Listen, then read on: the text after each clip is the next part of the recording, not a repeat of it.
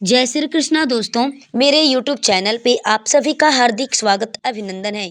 प्रिय भक्तगणों, आज की इस वीडियो में मैं आप सबको बताऊंगी कि पाप मोचनी एकादशी का व्रत कब करना है, जो कि चैत्र माह के कृष्ण पक्ष की एकादशी को पाप मोचनी एकादशी के नाम से जाना जाता है। तो यह व्रत हमें किस तारीख को रखना है, किस दिन को रखना है, व्रत धारण करते समय कौन कौन सी सावधानियां बरतनी होगी और व्रत में हमें क्या करना चाहिए, क्या नहीं करना चाहिए, पारण कब है, कैसे करना है, सभी संपूर्ण जानकारी आपको इस वीडियो में प्राप्त होगी। तो प्लीज़ आप सबसे छोटा सा रिक्वेस्ट है कि आप अपना चैनल किरण वास्तु टिप्स चैनल को अभी सब्सक्राइब कर लें और बेल नोटिफिकेशन को ऑन कर लें। वीडियो को लाइक करें और ज़्यादा से ज़्यादा लोगों के पास शेयर करें। कमेंट्स बॉक्स में जय माता दी एकादशी की बहुत बहुत शुभकामनाएं आप अवश्य लिखें।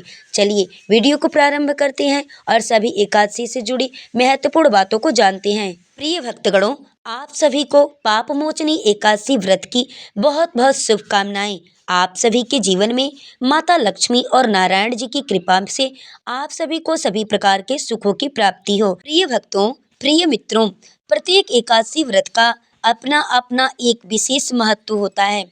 हर एकादशी के व्रत को करने का एक अलग अलग फल मिलता है। प्रत्येक माह में कृष्ण पक्ष और शुक्ल पक्ष की एकादशी तिथि के दिन एकादशी का व्रत धारण किया जाता है। इसे एकादशी या ग्यारस व्रत के नाम से भी लोग जानते हैं। यह व्रत भगवान विष्णु, भगवान श्री कृष्ण को अति प्रिय होता है। यह सभी प्रकार के पापों का नाश करने वाली एकादशी है। प्रिय भक्तों, प्रत्येक एकादशी व्रत का अपना अपना विशेष महत्व होता है। उसी प्रकार से चैत्र मास में कृष्ण पक्ष में पड़ने वाली पाप मोचनी एकादशी व्रत का भी अपना विशेष महत्व माना गया है। यह व्रत सभी प्रकार के पापों का नाश करने वाली है, पापों का नष्ट करने वाली है।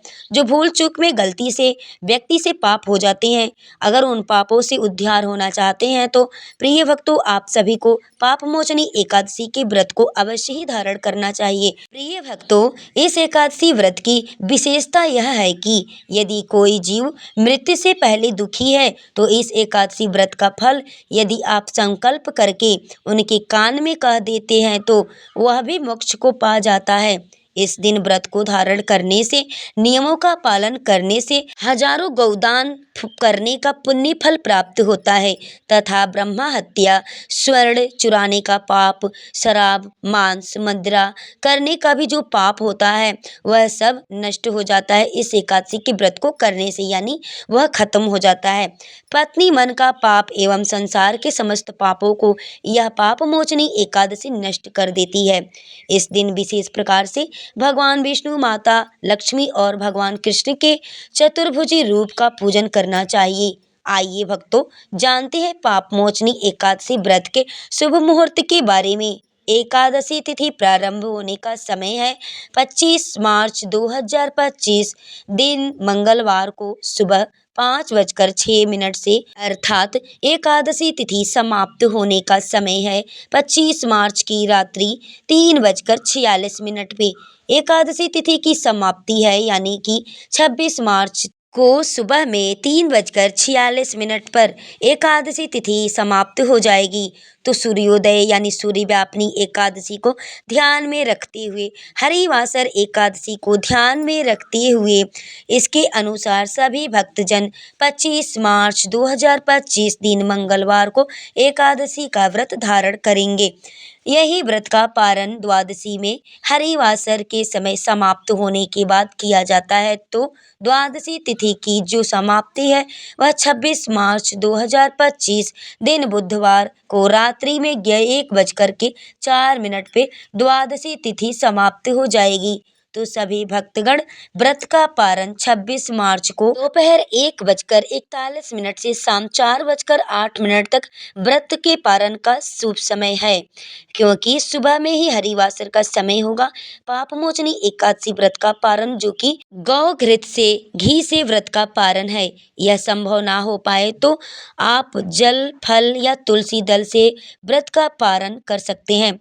25 मार्च को सूर्योदय का समय सुबह 5:56 पर होगा। सूर्यास्त होने का समय रहेगा शाम 6:01 पर। होगा। ब्रह्म मुहूर्त का समय रहेगा सुबह 4:45 से सुबह 5:32 तक होगा। वहीं राहु काल का समय रहेगा 25 मार्च को दोपहर 3:07 से शाम 4:39 तक रहेगा और 26 मार्च को दोपहर 12:03 से दोपहर 1:36 तक रहेगा राहु काल। प्रिय भक्तों, राहु काल के दौरान कोई भी शुभ कार्य या नया कार्य नहीं करना चाहिए। इस बात का आप लोग विशेष ध्यान रखें।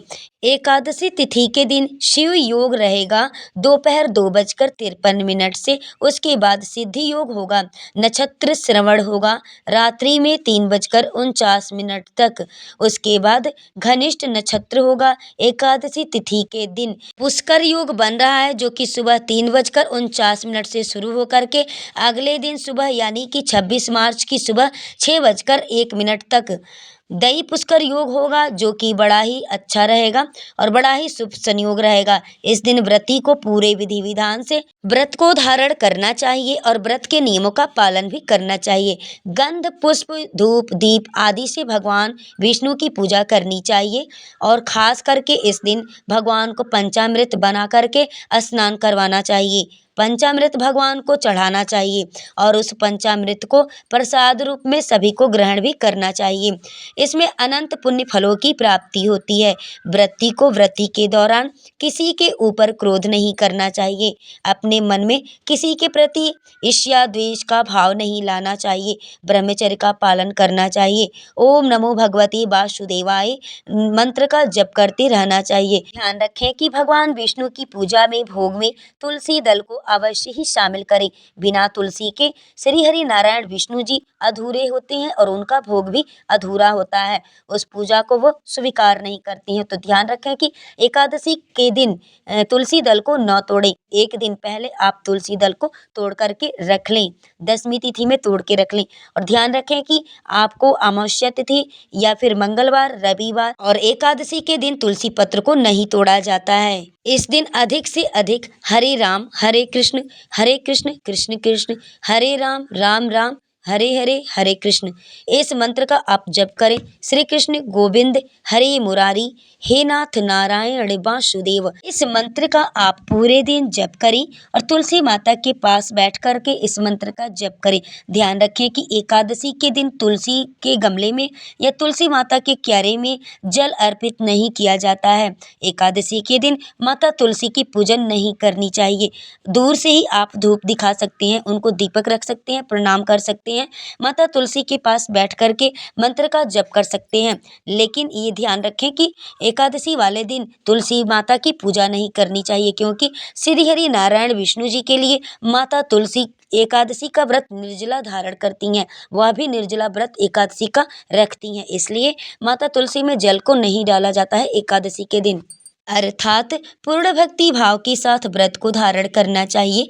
व्रत को दिन रात्रि उपवास रखते हुए धारण करें या उपवास ना रह पाए तो एक समय फलाहार ग्रहण करके व्रत को धारण करना चाहिए। प्रिय भक्तों, अगर हमारी यह वीडियो जानकारी आपको अच्छी लगी हो, पसंद आई हो तो प्लीज़ अपना चैनल किरण वास्तु टिप्स को आप सभी लोग सपोर्ट करें। चैनल को अभी सब्सक्राइब करें, वीडियो को लाइक करें, ज़्यादा से ज़्यादा लोगों के पास शेयर करें। कमेंट्स बॉक्स में जय माता दी, एकादशी की बहुत बहुत शुभकामनाएं, एकादशी माता की जय आप अवश्य लिखें। बेल नोटिफिकेशन को ऑन करें कि आने वाली हमारी हर प्रकार की ज्ञानवर्धक वीडियो उपाय आप तक बिल्कुल आसानी से जा सके। वीडियो में लास्ट तक बने रहने के लिए आप सभी को मेरे तरफ से दिल से बहुत बहुत धन्यवाद।